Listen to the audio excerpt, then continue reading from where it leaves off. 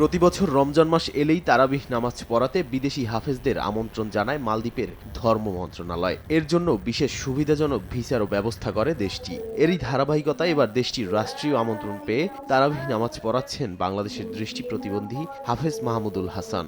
والذين كسبوا السيئات جزاء سيئة بمثلها وترهقهم ذلة ما لهم।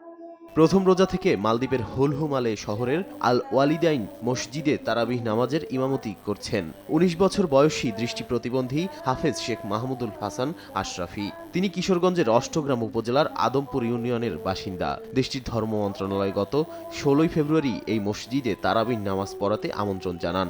আমন্ত্রণ পেয়েই ২৪ ফেব্রুয়ারি মালদ্বীপে আসেন তিনি। ৬ এপ্রিল দেশে ফেরার কথা রয়েছে তার। দেশবাসী সকলের কাছে দোয়া চাই আমি যেন বাংলাদেশকে সামনের দিকে আরও এগিয়ে নিয়ে যেতে পারি, বাংলাদেশকে আরও পৃথিবীর বিভিন্ন দেশে রিপ্রেজেন্ট করতে পারি।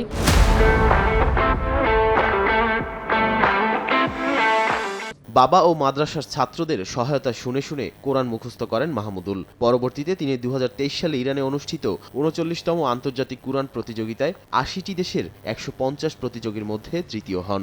হিফজ শেষ করার পরে আমি বর্তমানে ঢাকা ডেমরার মার্কাজুল মদিনা ইন্টারন্যাশনাল মাদ্রাসা থেকে পৃথিবীর বিভিন্ন দেশ যেরকম ইরান, অস্ট্রিয়া, ভারত, লিবিয়া এইসব দেশে কোরআন প্রতিযোগিতায় আমি সারা বিশ্বে ফার্স্ট হয়েছি। দৃষ্টি প্রতিবন্ধী হাফেজ শেখ মাহমুদুল মালদ্বীপে তারাবিহ নামাজের ইমামতি করার সুযোগ পাওয়ায় খুশি প্রবাসী বাংলাদেশিরাও। আমরা খুব আনন্দিত, গর্বিত। উনি একজন খুবই ভালো আলেম, খুবই ভালো হাফেজ। ওনার জন্য আমরা অনেক দোয়া করি। ওনার তেলাওয়াত অনেক সুন্দর, ওনাকে নিয়ে আমরা অনেক গর্ববোধ করি বাংলাদেশিরা।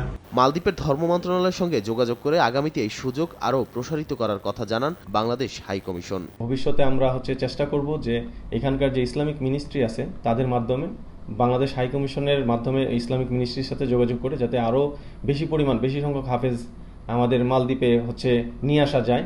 ভিনদেশের মাটিতে এই দৃষ্টি প্রতিবন্ধীর অসাধারণ অর্জন কেবল তার ব্যক্তিগত সফলতা নয়, এটি বাংলাদেশের জন্যও গর্বের বলে মনে করেন সংশ্লিষ্টরা। সময় সংবাদ, মালদ্বীপ।